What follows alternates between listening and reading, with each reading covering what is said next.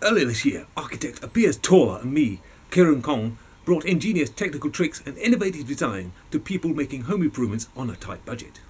Now, I've been given a small pocket camera to make a unique, one-off home video and so bring our 100k house experience to a couple who have already done considerable home improvements on tight budgets but are now finding it difficult to agree on what to do next. Bearing in mind that their next improvement could be done very well for lots more money, or quite easily very badly, on the budget they actually have to work with. So I'm here in Catalonia, just north of Barcelona, to see a couple who want to get an amazing design out of what was originally a cheap and hastily arranged bathroom, and all on a budget of 1k or less. 13 years ago, Kevin and Carol made the radical decision to sell up and leave their cottage home on the rocky North Devon coast with a view to living and working here, near to but well away from the noise of a very popular tourist destination on the rocky Costa Brava. I'm on my way to talk to Kevin now to ask him. Oh, there he is. Just a moment. Let's see if I can get him. Kevin, can you come and talk to us, please? Yeah, well, I can just show you. I'll take you downstairs and explain a bit better. Okay, so here we are in the downstairs flat, and on the left-hand side you have 3 bedrooms. These have all been damp-proofed in the last few years, and down the centre here, this great big long wall is a supporting wall, a really big pillar here, and all this is a supporting wall. You don't want to touch that. The problem is we've got a living room back here, and the bathroom here. And the bathroom is a bit tight and pokey. The toilet needs changing. We need to do something about the shower cubicle because it's, when you've got this curtain down, it clings to you with a bit of heat rising from the hot water, and the children say it's just totally uncomfortable. Over here you've got a rather tired old bathroom sink, and all in all this it's a bit claustrophobic, and just could do with there's no ventilation. Sometimes you get a bit of a smell, so it would be nice to do something about it. Of course, the other problem, if I can take you into the room, is that within the house. I'm sorry, excuse all the books. So I've got so many books left from when I was a bookseller. Oh, hello, Piers. I see you're here. Hello, chaps. Yeah, there's a kitchen here. I mean, we never really did a lot with this kitchen. The children got a microwave and a toaster and a sink, and that's about it. And if we were to say bring the bathroom in here, it would mean digging up all the floors. Or if we moved it into one of the other bedrooms, it would mean digging up all the floors. And with this supporting wall right in the middle, it wouldn't be easy to bridge that gap anyway. Let's go and have a word with Piers. It seems to me that a radical solution is needed here. So I'm here with Piers to see what can be done. Piers, you've had a chance to look around. You've looked at the plans. The children are home for Christmas in 2 months' time. What can we do to help them? Piers is ready to offer some advice to Kevin. Yes, it looks to me that you have a lot of wasted space here with this kitchen. I think the best solution is to forget it there, knock it down, and open up the bathroom, like so.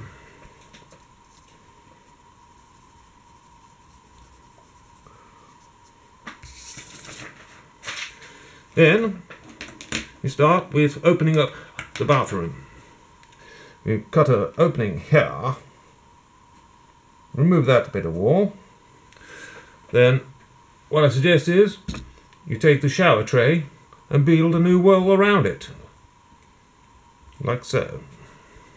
Take it there, put the shower tray here, and put the wall here. Then, with the other fitments, you take the kitchen sink and put it out in the living space, with a view in the future to extend this kitchen if you like. And with the basin, put that over here where the shower was, and the radiator can come back to where the basin is now. The toilet stays roughly in the same place with a replacement, of course. But a window in the wall there provides a lot more light into the room. Bathroom floor tiles. Well, you will need to replace those all the way through because they're going to be different colours otherwise, and it will look a bit odd in two colours. But I've done a quick calculation, 5 square metres, €20 a metre, maybe €100 in cost in total. There's nothing to say you can't use a different colour tile in the shower cubicle all around here. White is very reflective, often cheaper, and reflects more light and should go well in the shower room. About 7 square metres should cover it and shouldn't cost more than 50 or 60 euros, including cement and grout. Over here, yes, you have a mishmash of tiles, but what I suggest is you can put matchboard all around these walls. Tongue groove wood makes a lovely warm finish and hides a multitude of sins, and is quite cheap, 30, 40 euros should cover it. And the electrics and plumbing, I'm not qualified in either, so surely that's going to cost a fortune of labour I haven't got. No, because everything's using drains and plumbing that was there before. You've got a drain there already for the shower, you've got a drain over there for the basin, and the drain here will serve for the kitchen sink. And likewise, all the water feeds, they're all there already. So it's just a case of a little bit of plumbing. Main thing to do is something about this shower, because just spending 150 euros on a cubicle will make things very cramped when using the toilet. It'd be like sitting in a private cubicle in a public toilet. At the end of it, the new bathroom and living room will provide you with more open and better ventilated space, with more light pouring in here and ventilation circulating in and out of these windows, and more light coming from these windows over here, being able to penetrate into the bathroom. It's November the 11th, it's a beautiful day, the sun is shining. Kieran and Piers cleared off a long time ago and left me to make a video of what's happening here. The children have since booked their flights for the 19th of December, so we've got less than 6 weeks to get on with this and get it finished. I did make a start a week ago, once we knew the flight dates. Today I'm waiting for the Lampista. In the meantime, let's show you round. There's a bit of a mess on the floor where the walls were. There'll be a big sheet to protect the rest of the room from the dust. See, new wall coming in here. And the doorway is being blocked up here in the old kitchen. The light switch that was there is on the other side now and operates that light. We'll go into the bathroom proper, show you that again. What we've decided to do, in fact, is to make this quite a nice sized shower room, and it will be a kind of wet room without a basin in at all, just have a drain into the corner. I have the water feed for the shower coming in down there, feed into the pipes that you can see in the distance there, in the ceiling. A much more direct supply of cold and hot water, hopefully. There's the light switch I showed you on the other side. What I'm waiting for the Lampista for is this cold water feed that goes to that tap. It needs to come out and be cut back somewhere. Some more pipe work here from the whole sink that wants cutting back, because just there is where this radiator, well, not this radiator, but that radiator will go. Over here the toilet's still in place, and here is where the shower basin was. That's where the new sink will go. Fitted a light up there that was on the other side of this room. Managed to throw the cable over as Piers suggested. Repaired some of the tiles with the broken ones that came out of here. new doorway. Thursday, the 4th of December. About 2 weeks ago, I sent Piers a diagram of how I intended to make changes in the bathroom to his original ideas. On the strength of it, he's booked another flight and made a flying visit to come and see us today. And he's going to make some suggestions of how I can save a little bit more money. Hello there! Hello there! Let me show you what I've got. Right, okay, you got some wood here will make a nice might make a window out of this, you know, and I found a bit of glass over there. The obscurable glass, you can cut that down, make a nice window, bish bosh. Bit of moulding will get getting very useful. And you've got a lot of this wood, a lot of this stuff here. Very thin, make a perfect batten to put on the wall before you do your matchboarding. So as far as I can see, all you need to get is the matchboarding, and the rest of the wood you should have to from all these scraps. You've got some nice mouldings here. There's a whole lot more over here. As you can see, I mean, you must be able to find something to save yourself a bit of money. And that was it. Now, excuse me, I've got a bottle to get back to. In late October of last year, I was here on the Costa Brava to meet a couple struggling on a small budget to complete home improvements to their downstairs apartment.